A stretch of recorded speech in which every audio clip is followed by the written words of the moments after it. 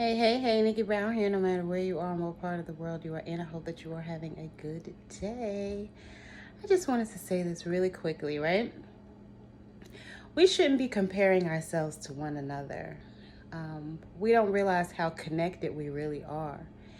And if someone's doing something that you're not doing, it shouldn't make you feel jealous or envious or even feel bad because it doesn't really make, I mean, I don't understand it. I guess I just don't understand it.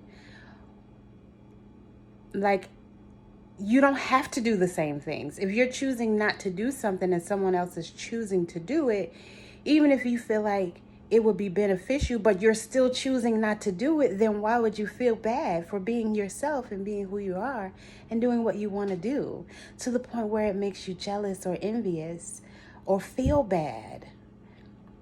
I guess I just don't understand. It's not good to compare yourself to anybody.